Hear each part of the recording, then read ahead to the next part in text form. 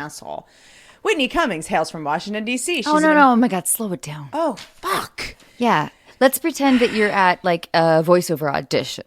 The job is very lucrative. Okay. And this is like a $3 million contract. Okay. For the next... I'm trying to just get in the space of what I would get asked to do voiceover-wise. Yeah. I love it that you went to Valtrex. Just trying to be realistic. I know myself. Okay, so Whitney, thanks so much for coming in to read for us. My pleasure. There's only like 2 other people that are up for this. Oh. So just read this before we give you the copy. Just read. Yeah, this is just a bio about you. Just be yourself, just be yourself. That doesn't work very well for me Just make sure you slow it down. All Okay. right, and action. Whitney Cummings hails from Washington, D.C. She's an American stand-up comedian, actress, producer, writer, director, and podcaster. Her credits include 1 comedy album. Can I stop you for just a second? Of course. Okay. Would you mind just emphasizing which thing you like the best? Yeah. Just put a little heat into it. Of course. Okay, yeah. yeah. Yep. Can I take it just from the second sentence? Totally. Okay. She's an American stand-up comedian, actress, producer, writer, director, and podcaster. Her credits include 1 comedy album, 4 stand-up specials, 3 Comedy Central roasts, and numerous television series. Can I stop you for a second? Sure, of course you can. Where did you guys get this? Your team. Okay. Just take it again. With a little more oomph. Yeah. Her credits include 1 comedy album, 4 stand-up specials. Okay. All right, slow her down just a touch. Got it. Yep. I'm getting my head. Umph and heat. I'm trying to do both. Yeah, just keep going. They're not the same thing. It's fine. 3 Comedy Central roasts and numerous television series in which she has served various roles, including producer, creator, director, showrunner, and actress. That was great. Thank you. Do you guys think that was great? Thanks. Was great. That was so great. Thank you. That's really nice. You have a beautifully distinctive voice.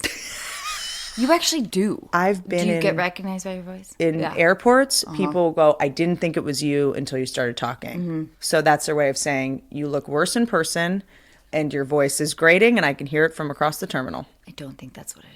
You have a very distinctive voice. People make fun of me a lot for being like, oh, it's just they me. love it. They love it. Yeah, I know. I was going to say. In certain areas. I feel like that voice is just like epic. Yeah.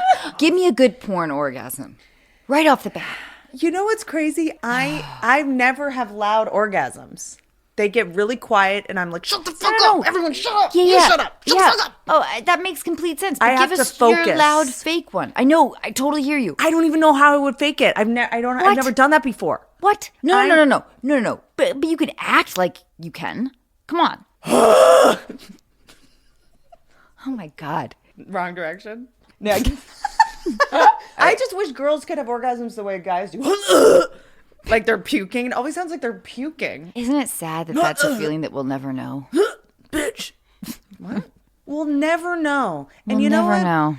I love that you say that. And I'd always tried to write a bit about like, if we could do some VR machine or something to understand how much better sex feels for guys, I feel like we'd be so much more patient and compassionate. Really? Don't you think? I think that we are the patient and compassionate gender. Correct, but I've seen men throw away their families, their careers over having sex with like one person. I'm like, that must be incredible. Maybe true. I'm just having weak ass orgasms, or maybe my Kegels are a little sloppy or something. But I always go, God, maybe we just don't know how great it is. Of course we don't. How the fuck could we? And we're like, how could you cheat on us? And they're like, if you knew how good it felt, you'd do it too. That must feel incredible. Because I'm like, maybe guys have so much more self-control and self-restraint. Maybe we don't even understand because it's so good. Of course we don't. Maybe we're the monsters here. Whitney, I love where you're going with this, but why would you think that they have more self-control than I don't believe that at all. But I think that if in this magical devil's advocate world I'm playing it, if orgasms felt like 1 billion times better than ours did, right? Maybe we just don't understand what they're up against in terms of their willpower. I guess we do get the multiple factor though. Is that just like you have one and then you have another tiny one? For me, I describe it like a wave set. A wave set. They come in like rows of like so five. Your orgasms have like a stuttering problem. No, it's just like here it comes again. Really? Here it comes again. I'm very blessed. Was it always like that? This sounds like a disability. No, I don't think this is what happens when you turn after you turn 40. I'm 43 now, and I do think that there's like that wonderful thing of like, oh, I now have a bit of sexual liberation in a way that I didn't before. Wow, because you were like nervous or insecure, trying to perform in your head. Oh, wow. 100%. Cool. Are you like one of those people that like has orgasms when they go horseback riding? Oh my God, I'm having one right now. Can you give me 30 seconds? Whitney. Oh. It's 5 in a row. That's what happens like when you turn fucking 40. How do you feel right now about the state of feminist affairs or whatever it is? I think everything that's happening is great.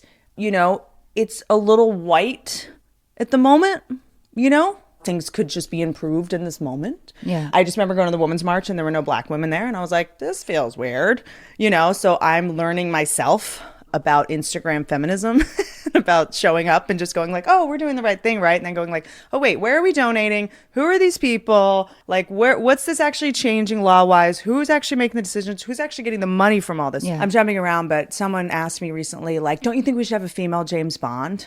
And I was like, no, I don't. Because if we remake James Bond with a woman, the guy that wrote it gets all the money. You know, the guy that wrote the song just makes more money. When you make a female version of a male movie, the men that made it just make more money. So to me, the more feminist, if you will, version of this is a woman creates her own character with her own merchandise, with her own song, and then she keeps all the money. I think there's a little bit of this performative stuff that I always want to get back to, like, okay, I think, how are we getting money in more pockets? Because that's what actually can change women's lives. Yeah. There's this thing where being asked to do panels, women's empowerment panels, which is like, why aren't we getting paid for these? Right. I am in this weird place where I'm like, women's empowerment panel, am I truly empowered if it takes up my whole day and I don't ask for money and I don't get paid? You know what I mean? Right. But I obviously want to share whatever I know, but it's also like, I'm empowered, so I have to go back to work. Right. Tuesday at 2:15? How are all these showrunners on this panel?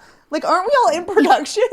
Like, how do we have time? Don't you guys know that we're working? You of all people. Because then it's like, we finally gave women jobs. They're not running the shows because they're doing panels all the time. Hi, I have a question for Whitney. Hi. Whitney, yeah. I am such a huge fan of yours, and congratulations on, like, I mean, you're such an inspiration. You're a showrunner, you're a comedian, you're beautiful, you're an actress, and you've been, like, such a huge inspiration to me. I'm just wondering, like, if your boss wants to fuck you, what exactly do you say? Like, I just want to know. Where do you work? I work at a packaging company. I can't really tell you which one. And it's a great job. Yeah. But clearly. But when, I don't know, like I would rather like eat my tuna fish sandwich than fuck my boss during lunch break. So I'm wondering if there's any advice you could give me. God, this is so fucked up. I would say go talk to HR. Sue that motherfucker, get paid, get a house in Raleigh, Durham, and do your thing. So that's what I should do? I mean... Can I talk to your HR? My HR is too busy. Do you have a lawyer? They're around the clock managing my lawsuits from doing podcasts. Yeah, I know. It's like, that's the thing is like, we're retweeting, we're posting, but like my thing is like, where are you donating? And like, what are you doing? I asked my agency like, hey, can you bring me like 3... writers that aren't getting seen because they're either female or, you know, something other than white guy, bring to me and I'll help get them produced. And so I've been doing that. Can I submit myself as well? I'm at capacity. I'm sorry. You're like the multi-hyphenate. What is your favorite job? Stand-up comedy. Why? I have my own theories. I love acting in TV shows. I love being a part of a family. I love going and seeing the same faces every day and like dressing up in costumes and making each other laugh. Like being on a TV show is like having the family I never had, you know? Even the fights and the people that don't get along, you know, it's just like a weird support system that just feels so, I get high off of that. And it's like having a family, but everyone's like legally obligated to stay. No one's allowed to leave. It's like my dream, like to have trapped the people that I love in a building with hair and makeup. It's like all I ever wanted, and to document every second of it. So I love that so much, but I also the TV business, you know, it's you're gonna get your heart broken, and you're gonna have one bad apple ruin it for everyone, and you're gonna have all these like really unfair situations and egos and, you know, mental illnesses. Wouldn't you love it less if you were not in charge? It depends on who was in charge. Right. But you know, it's like when you're the boss, it's like everyone's going to sort of resent you on some level. Right, And everyone, right. and if something goes wrong, it's your fault, you know, and everyone turns you into their mother and like something. Everyone's projecting shit onto you. Oh my God, I so want to suddenly be a 13-year-old that's on a new show of yours. Okay. Hey, Whitney. Hi. Hi. I just had a quick question for you. Sure, of course. Yeah. Hey, so when, the thing that I don't love about that line in the sea scene in the kitchen, you know, what I really don't like about it is that I just don't feel like it speaks to me and who I am. And I think my mom would agree. She's in my dressing room, but I wanted to talk to you privately at first. And it's that line about the oatmeal.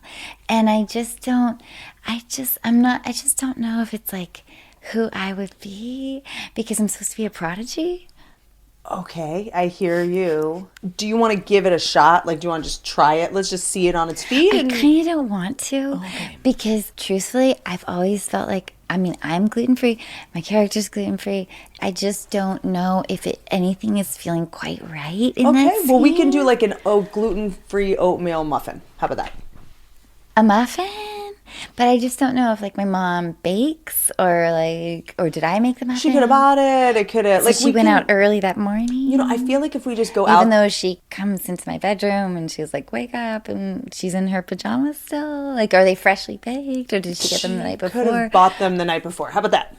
Great. She bought them the night before. Yep. Okay, so I'm supposed to take a Raisin Bran muffin to school. Do you want to just give it a shot and see if the joke gets a laugh? And if it does, no, then... not really. Because the thing is that I always want to be like super true. Super true? Yeah. To like who we are. And I know that you've always been that way. Like you've always been like, oh, we have to like. How about we fire you? This is really bringing up old shit for me. I'm sorry. But it's so true because I'm trying. That's all you can do is just be like, okay, I hear you. I guess I just have to listen. I guess I'm just going to process what you're saying. Do you need a blanket? But you have to be stern too. You just have to be like, no. You also have to do that. Nobody says no to me. To you. No, they shan't. No one. But you don't ask for crazy things. You're so reasonable and sane. Oh, wow. What do you think is the craziest thing you've asked for? A hot air balloon with sushi in it. On a woman's naked body? Ooh, shit. Do you remember that there were sushi restaurants with women that had sushi on their bodies? I mean, I remember that from Sex and the City. Yes! I grew up in Washington State, and we have Spokane? coffee stands. Oh, with the topless girls. Yes. I've been to one. There's a ton of them. They're in bikinis. Yeah, yes, and there are topless ones though too. Wow. Yeah. I almost moved to Portland. Why? Yeah, it's a weird thing to throw out there. I was thinking about it. I was dating someone that lived in Portland, and I almost moved there, and I didn't. That's all I have to say about up north. You know, the kind of a conversation starter is difficult. It's because then there's where do I go? There's nowhere to go. Do I ask you, do you regret it? It was, I forgot we were podcasting for a relationship? second. No, I was just, my clock was ticking and I panicked. And I was like, I guess I have to move to Portland. And then you didn't. And then I didn't. I like it that you actually didn't do it though. Me too. Because I think that there's a lot of pressure we put on ourselves to either follow our man or follow love or as opposed to, you know. Yeah. I'm good at long distance. Like, I actually really like a long distance relationship because I need a lot of time to restore myself. And so I've done really well in long distance relationships, but then sometimes you're there for more than 4 days and you're just like, oh my God, you're so boring. But don't you like, I kind of made up this relationship in my head. There's a loneliness, though, of course. You're on the road all the time. The idea of, like, having your suitcase out and, like, picking up bars of soap and unwrapping them. It makes me want to cry. I check luggage. I know I'm in the minority. I've actually gotten in screaming fighting matches with boyfriends in airports because they're like, who the fuck checks luggage? Like, for a 2-day trip, I always bring my wash, my scrub, my exfoliating mitt, you name it, I bring it. I like turn the hotel room into my home. Who's this dick boyfriend? Oh, have you not had guys get mad at you for checking luggage before? Fuck no. Really? That was like a really universal thing. No. I have a type. I went to Thailand for like 8 days. I was like, I'm fucking checking luggage. And he's like, I got a fucking East pack. That's all I'm taking. That to me is how you can decide any relationship, whether it's going to work or not. You have to have the same travel regimen. I don't like these dudes. I've dated a lot of guys that are like, really like, obsessive type people. And I think a lot of people take pride in like not checking luggage. A lot of stand-ups, do you mind me asking? Never dated a stand-up in my life. Isn't that weird?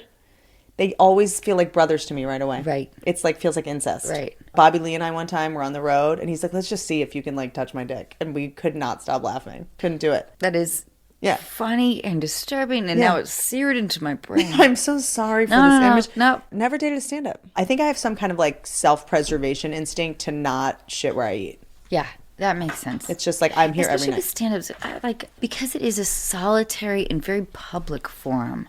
And artistry, like, it's something that I admire so much, but I also You're so good at it. We did your live podcast that time and you were really good. Thanks, but I wasn't doing stand-up. I know, but you were just being extemporaneously funny. And I think that most stand-up, it is jokes, yes, but it is also like the people that have figured out a way to be the most radically like truthful and self-aware and authentic, because the audience can smell bullshit if you're just telling jokes that you don't believe or don't have real opinions. People now especially respond to authenticity, and you are already kind of there. Do you think that there's an evolution with that? With stand-up, for sure. It used to just be like, who's going to tell the best jokes? Now it has to be your jokes match your essence. Oh, interesting. Yeah. I think that because people can find jokes anywhere now, on YouTube, on Instagram.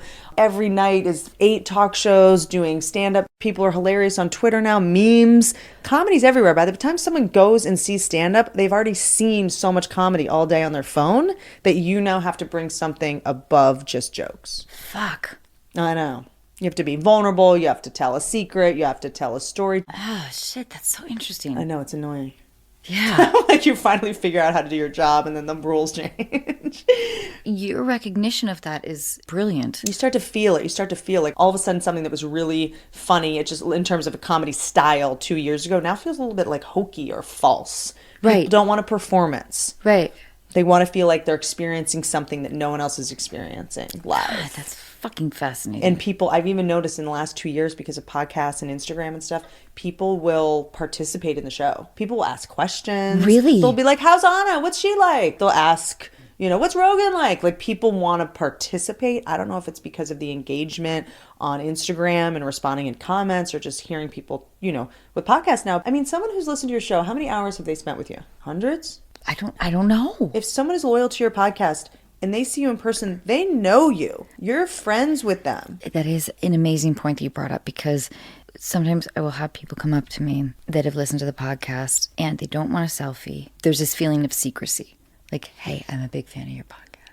Like, I don't want to make a thing of it. So you're right. I know more about you than you know about you. Right. That's the thing, is that if you listen to my podcast, you know that I don't want someone to come grab me and take a picture with me in public. Mm-hmm. You know what I mean? If you know when someone's like, big fan, will you record my voice memo from my phone? And I'm like, are you sure you're a big fan? Because if you knew me, if you truly were a fan, you would know that that's my nightmare. But I also think that there's a little bit of like, I had this weird security thing where someone just felt so entitled to me because they're like, well, I've listened to you for 100 hours. I've watched all your shows. I've bought your stuff. Like, the least you could do is like, give me a hug and take a picture. Like, there's also that too, where I'm like, oh gosh, there is this thing now where people that consume so much of us, like, what do I owe them? So I'm the one in the airport that's like taking 9 photos and like, calling friends and FaceTiming moms. And, so it's just like this weird new exchange. Do you think that you should make a small list of people who might kill you in case you do get murdered? I have one. I do have one. I can't believe I didn't even have to finish my question. Sorry. No. You're already there. It's interesting because anyone who's dealing with like harassment online or death threats, like the security person said something interesting, which is the person that's going to kill you isn't going to give you a heads up. It's like, don't make decisions based on this advice. Yeah, that makes sense. So don't worry about death threats. And I was like, okay, I'm more worried in some ways and also less worried, because death threats, you're like, oh, well, this person is going to try to kill me. And they're like, oh, no. The people that actually do it never give a warning. Who is this expert that's saying that, by the way? It's this guy at Sunglasses Hut I was talking to. He's smart. He's a really smart dude. Don't bother making a list. Yeah, and after his death threat, we just started like talking, and it was just like... This episode of Unqualified is brought to you in part by Best Fiends. We all know there really is only one match 3 style game worth playing. It's the one with an actual storyline, cool collectible characters, and non-stop action-packed adventure. It's the one with literally thousands of challenging puzzles to solve. And yes, I'm using the word literally correctly. Of course, I'm talking about Best Fiends. You meet your best fiends early in their careers. They don't have much experience, but they have heart. I recognized a little piece of myself in each of them. And so I began to assemble the perfect team. I watched them grow as we solved puzzle after puzzle, working hard and playing hard. Today, my best fiends are ready to go anytime and anywhere. I'm really proud of what they have become. With new challenges and levels added all the time, there's never a boring moment. So download Best Fiends free today on the App Store or Google Play. That's friends without the R, Best Fiends. This episode is brought to you in part by Plant Botanical. As everyone slowly comes out of hiding, many of you are asking the same questions. Am I ready for actual human contact? Should I swipe right? Will they look like their picture? Do I look like my picture? Is that the face of an axe murderer? Do I really want to take off these sweats? And for those of you who get that far, what drink should I be casually sipping? I have the answer to that one. While your date sits awkwardly silent, stunned by your good looks, dazzled by your intellect, or wondering how to dispose of your body, the drink in your hand should be delicious, refreshing, crisp, clean, Plant Botanical Vodka Seltzer. Weighing in at only 1 carb, made with real fruit and botanicals traditionally used for stamina, immunity, and detox, Plant Botanical is already thinking about your future encounters. Follow and DM at Plant Loves You and share a story or video of your funniest, wildest, or most awkward date for a chance to win up to $1,000 for your next one. Plant Botanical, your perfect companion while you look for your perfect companion. Available at Target, Pavilions, Vons, Total Wine, or visit plantlovesyou.com to find a store near you. Plant Vodka and Vodka Seltzer. Just the good shit. Someone's creepy or gives you a bad vibe, you're always like, oh, I'm probably being sensitive, or always, we always want to override our gut instinct, but our gut instinct always knows the truth about people. Whenever you have a bad business deal, a bad relationship, you're like, I knew it. I always knew it. I knew it from the beginning. My gut told me, and I ignored my gut. Yeah. How would you murder somebody? That's a good question. I think I would just poison someone. You always take the risk that it's not going to work, but I think I would try to just go for poison. Okay. What would you do? I don't know. I was thinking like I've given this a lot of thought. There isn't actually anybody that I want to kill yet. I have pictured running over people by accident. On purpose. On purpose. Backing up or forwarding on. Forwarding. Yeah. I've thought about that. What kind of car do you have? A truck. Oh, okay. I think I could do it. Oh, right. It'd be hard, but Yeah. But I have thought about it. All right. It's hard in LA to run somebody over. You can't get above 50 miles an hour. But you do have a truck. Yeah, I know. I'd have to get them at a weird time. What about sleeping bag suffocation? That is 3 minutes of intense cardiovascular exercise to get them to actually die. They're going to be fighting for their life. They're going to be Yeah. They're going to be super strong. They're going to have superhuman strength because the adrenaline's going to kick in. Shit. And I might start laughing. You might lose your grip. All right. A lot of people do that pillow thing. I don't know how people do it. Ugh. I sleep with a pillow over my head every night, and I can breathe right through it. Why do you do that? Because I don't like noise or light, so I sleep with a pillow over my head. Why don't you have a mask? I do. I have noise-canceling headphones. Oh, you have a whole thing. I have a whole thing. I'm kind of bored. My sleeping I'm sorry. I mean, I love sleep talk. Yeah, no, I hate it when people talk about that shit. I know a lot of people that do. Tell me also about your drive here. Wait, so how would you kill someone? Oh, It's a hard one. I know. Apparently drinking gold kills people. Oh. Ooh, you know what you could do? You could find out what someone's allergic to. Release bees on them. No? Okay. I don't know if there's a cliff pushing element. I think that's a good one. Thank you. They get to see beautiful scenery on their way down. It's let's go for a hike. You better make sure they don't grab your hand on the way down. Shit, I didn't think about that. That's the other thing. You got to be very precise. Okay, I'm going to say, oh, yeah, look, it's crazy, that view off the cliff. Beautiful. Just go look. Okay. Just go look. Yeah. She fell. Everyone knows that Whitney's been a risk taker. Like, Everyone knows about she her. was like, oh, I'm so self-absorbed. I need a selfie right by the cliff. Woo! 259 people have died from taking selfies. That's it? Great answer. Best answer I've heard so far. There's a video of a guy who was trying to take a selfie with a bear, and the bear ate him, and I'm sorry that I'm laughing. It's just so Darwin Awards. Yeah. Oh, God. That's like the new dumb way that people are going to be dying. Maybe it's the new hip way. You can't be so judgmental, It's true. Whitney. You're right. I'm a monster. Why am I such a dickhead? I don't know. That's don't know, how but you I would- always have been. As long as it posted on the way down and I got some likes. Will you tell us about your something weird?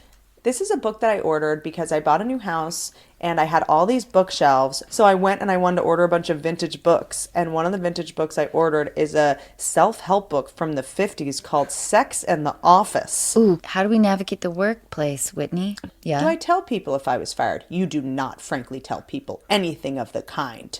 Though your tendency is to announce your injury like a wounded child, this is not smart. The minute you tell a handsome stranger at a cocktail party you were canned, a veiled hooded look comes into his eyes. Someone out there doesn't want you. He isn't sure he does either. Be honest with close friends, but evade or lie publicly. I love it that after she's been fired, she's going to a cocktail party and she's like, no, I wasn't fired. Oh my God. Why can't you, by being a dear, sweet, good little girl and wearing dirt repellent miracle fabrics, just lie down and let office politics wash over you? That's kind of hot. It is kind of hot and weird and patronizing, but this was feminist at the time. How sexy can you look in an office and still be appropriately dressed? Or never mind being appropriately dressed. How sexy can you look and still further your career? Lovely as cleavage is, we don't want it or them spoiling your chances to succeed. Don't scoff. One executive I know may be speaking for many when he says that he loves seeing acres of raw bosoms on the stage or at cocktail parties, but across a crowded desk, he gets that, quote, wet flounder feeling. I don't know what any of this even means. Wait, yes, Whitney, I felt like I just got like 8 opposing messages. Like, what? None of it like, makes any we're sense. not supposed to dress sexy, but then we're supposed to, but kind of, but then not from across the room. Like, what? It's all, this was Can we bring a feminist. pashima? Pashmina. Remember pashminas? And then there's a whole thing about how to fuck at the office. Oh, how was that? The bone china. What's bone china again? Whitney. This is a whole thing about how to give out bone It's china. your book. Yeah. It's my sexist How to feminist give book. out bone china? The whole thing about how to succeed at the office party is to hand out like saucers to all the men. God, this is What? so crazy. That's wild. It's weird. You're neurotic. This is a chapter. Is your ego so shaky that when somebody says a coworker did a sensational job, you can feel the spikes being driven into your ribs? Do you feel that other people's hate, jealousy, tenderness towards others in the room before the other feels it himself? Overly sensitive people do succeed in business. You can sense exactly what a boss needs before he needs it. This also makes you a great lover, but as I said, we have to wait a bit for that discussion. There's a whole thing about how to fuck your boss and further your career. It's crazy because she's kind of shaming women for being sexy and sensitive, but saying, but those qualities can also help you succeed. This is very confusing. It's very confusing. I sort of love her and I hate her at the same time. It's know. It's confusing to The me. popular version of why married men pounce on girls at the office is they are lecherous, spoiled, neurotic, treacherous, lascivious, selfish, undisciplined, lustful, and immoral. I think they do it because they enjoy it. Some men are all those adjectives, but to be sure, many are not. What are you saying? Say something. I have yet to actually learn anything. There are men who, if there isn't anything else around to chase, will chase and eat their own tails, like the live lobsters do when they're shipped from Maine to California without enough ice. So specific. More often, however, I think married men become involved with girls at the office because men are human. Can any attractive man really go through life attracted to just one woman when he waves and waves and waves of lovely girls continue to wash up against him every year at work? We keep pretending he can, but I don't think so. I feel like she was like microdosing. Don't you think? Lithium or something at the top. Yeah, definitely. I mean, it's a little all over the place. But I don't. Some men do stay faithful to their wives, but the reason doesn't have much to do with their desiring only one woman. Some men stay faithful more than others because they are not powerfully sexed. What does this mean? Powerfully sexed? The factory was kind of shut down in childhood by too many parental don'ts and mustn'ts and naughty naughties. So they married a girl who was undersexed by the same influences and lived happily, unsexily ever after. I think this is interesting because all self-help today, I feel like in 20 years is going to sound like this. Yeah, I bet you're right. Like it's going to be as outdated as this shit. There was a whole chapter on how to have afternoon delights at work. I can't tell. She's giving very conflicting advice. Oh, no. Oh. Some girls don't believe in sprucing an office or their cubicle. They feel it reveals a nesting instinct. What's wrong with the nesting instinct? You're a girl, and you spend your daylight hours in your office more than any place else, so of course you want it to be homing. You'll be entertaining men there, too. What does that mean? Fucking them? What's happening? Did she use the word cubicle? Yes, cubicle. Mm-hmm. Teeth. If you can't brush your teeth after every meal, use dental floss. Once you finally acquire the habit of either brushing or using dental floss after you've eaten something, you'll wonder how you stood by your side. This is telling women to brush their teeth. I found this entertaining. Yeah, but it is confusing. It's like, do we fuck the boss or not fuck the boss? It's very confusing. There's still another totally different kind of sex connected to offices, however, that we haven't dealt with. In fact, it's an institution. You don't actually participate in it or have dealings with the institution, but some of the men in your office may. I assume anything which concerns them could concern you. What? This is about hookers at work. Hookers at work? This is about hookers at work. Yeah. Well, a boss doesn't need to badger you because there are these girls from the institution who are his for the selecting. Oh my God. And who have no inhibitions whatsoever. They're rather costly, but that's no reason for him to economize by trying to use you. Listen, if you're having even a scrap of trouble with any man in the office expecting you to do things you don't feel like doing for him or anybody else, I suggest you put this book under his nose, open to this chapter, so that he'll know, you know, there's another way out. Helen Gurley Brown laying that shit down. I love this shit so much. This episode of Unqualified is brought to you in part by Intuit, powering products like TurboTax, QuickBooks, Mint, and Credit Karma. Intuit works for what you work for, and it was only recently that I found out they were working for me. I've been using QuickBooks for years and more recently began using Mint, which is an easy way to create monthly budgets. It was a bit surprising to realize how much I could save by learning how to make coffee. With Intuit, artificial intelligence can predict your future cash flow, recognize a misplaced digit in an account or routing number, and even connect users with live experts who can assist with navigating life changes or help with unique tax situations. Everything is automatically organized as you track your personal or business expenses by scanning receipts, invoices, and other financial documents, while smart budgeting tools let you know before you overspend. Innovative features like these make managing your finances simple, but as you probably already knew, innovation is at the core of everything Intuit does. Discover how Intuit's products can help you see what's possible at Intuit.com. That's INTUIT.com. This episode of Unqualified is brought to you in part by The Pill Club. Do you need to renew your birth control prescription? Want to switch your birth control? Maybe try it for the first time. Whether you know the brand you want or you're looking for help finding the best option, the Pill Club medical team has your back. With the Pill Club, you'll never have to make a trip to the doctor or wait in line at the pharmacy. The Pill Club is a birth control subscription prescribed by a medical professional and delivered straight to your door for free in discreet packaging. The Pill Club carries over 120 FDA-approved brands. Most brands of birth control are free with insurance or Medicaid.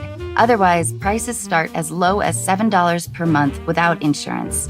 Right now, when you go to thepillclub.com/unqualified, the Pill Club is offering a $10 donation to bedsider.org for every unqualified listener who becomes a patient. Your donation will help low-income individuals get access to birth control through bedsider.org. That's thepillclub.com/unqualified to get your first birth control care package. That's thepillclub.com/unqualified to get your first birth control care package and donate to help more women in need of affordable birth control. Remember, thepillclub.com/unqualified. You must use the link to make a donation. She was so cute.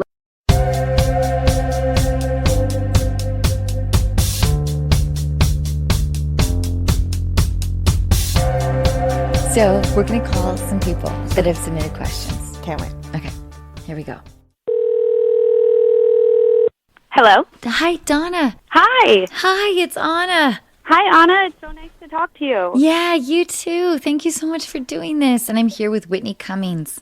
Hey. Oh, my gosh. Hi, Whitney. How are you, Donna? Hi. I'm so good. How are you? I'm good. Thanks for doing this. Will you tell us what's going on? So my situation is I have been with my boyfriend for 3 years this Christmas Eve. We've lived together for about a year and a half.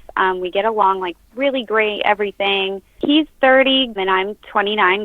And I feel like I'm ready for the next step in our relationship. I'm ready to get engaged and, you know, in the near future, get married and have a family and that sort of thing. And every time we've discussed it, he kind of shuts down and I'm not ready, what's the rush, you know, that kind of thing. And I've noticed it's starting to kind of cause a resentment in me towards him. I've been less patient with him and snap at things that I never normally would. And I feel like it's because we can't get on that same page of I'm really ready to move forward. And I just feel so stuck. But I do wonder if societal pressure to get married and have kids, if that's sort of weighing on you. And are you feeling pressure from your family at all? Yes and no. I feel like they definitely want to see, you know, somebody that's willing to like commit to me fully and stuff. But then at the same time, they want me to be happy and be with someone, you know, that's also happy. And I can tell that a lot of my family really just wants whatever's best for me, but then there definitely is family and friend and outside, you know, like you said, that societal pressure of like almost devaluing our relationship because it doesn't have that title of marriage. Does that make sense? Yeah. Donna, can I ask you a crazy question? Yeah. What's going on with him financially? Would you describe him as financially secure? Yeah, he's an electrical engineer. He's very finance savvy. We live in New York, so, you know, it's very expensive. Yeah. And he lived at home until he moved in with me. He saved. He got a good job. He was an engineer when I met him. But I am his first real relationship, though. I am his first, well, everything. I'm not taking his side. I'm not like, all your emotions are valid and I've been in this situation and I don't wish it on anyone because it is so frustrating and clear to you, especially if you know this is it. You're just like, I know how the story's going to end. Why don't we just like, you know, expedite it?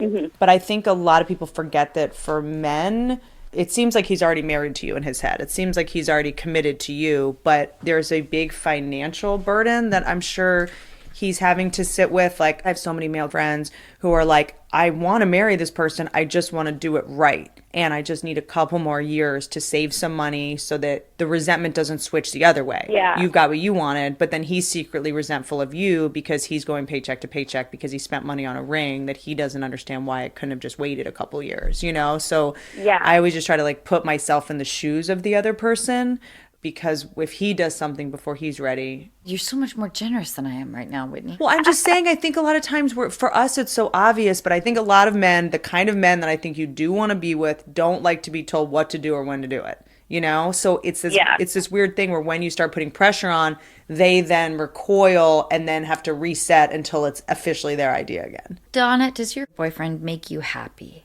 Like fundamentally? Yes. Definitely. He's the person I want to tell everything and I want to just spend time with, not so much always in that puppy love honeymoon phase, but like that true, deep, eternal happiness. And what does he say when you're like, well, I would like to get married soon or I'd like to be engaged soon? What does he say? What's his defense? He kind of says a mixture of what both of you have been saying. He'll say, like, I just don't see what the rush is. And I'll be like, no, I'm not trying to rush you. I'm just saying I want us to have this next level of commitment, and I'm ready for this, and I want this. And he'll say things just like, I'm going to marry you one day. And I'm like, that's cute, but we're also not like 16. Kind of like, okay, could one day be like in the next few years, or like, are we just gonna, keep doing this?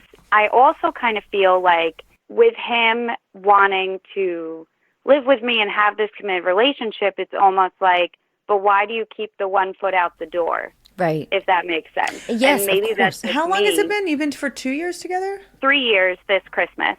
And we've lived together almost 2 years. I think I just have so many guy friends that love their girlfriends so much and really want to be with them and mean it when they say that. But they're just like, oh God, but this is going to cost 15. Let me just save up more money so that I can actually afford this thing. Sometimes it is financial for people and we think it's, personal. You clearly don't want to poison the relationships with your expectations or rushing it, but it also seems clear this is like something you want. But I do think you don't want it under the circumstances where he's resentful and feels forced and you feel like he only did it because you forced his hand. I also think that women or men get sort of pressured into the idea of locking into a commitment. Like our parents want us to feel secure.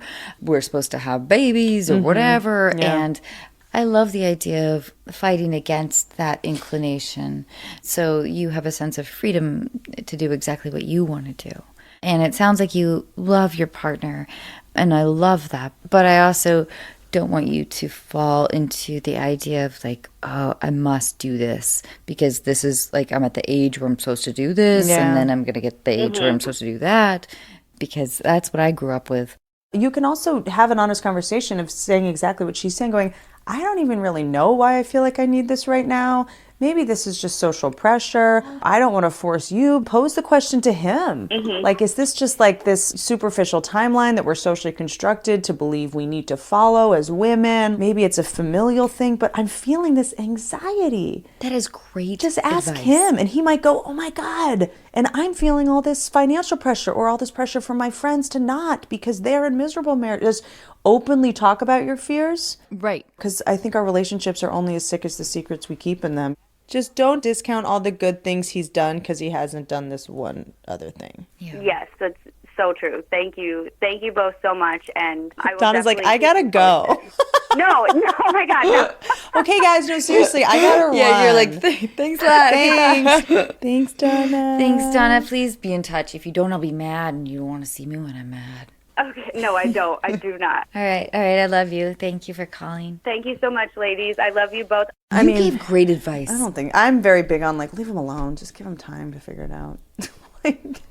I feel like forcing someone to propose never has gone well for anyone.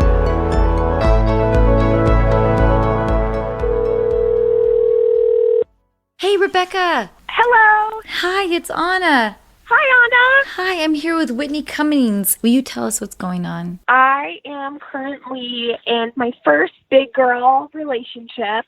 I've always had a tendency to date people where I don't really see anything with them in the future. This is the one relationship I've been in where I feel like it's going really well, and I feel like he respects me, and he's a feminist, and he's so smart, and he makes me laugh. It's just really easy for the most part, but there's just one thing I don't know how to deal with, mainly in our sex life, and it's kind of embarrassing, but he doesn't, I don't know how to say this in a classy way, he doesn't go down on me, except maybe, I think 3 times. How long have you been together?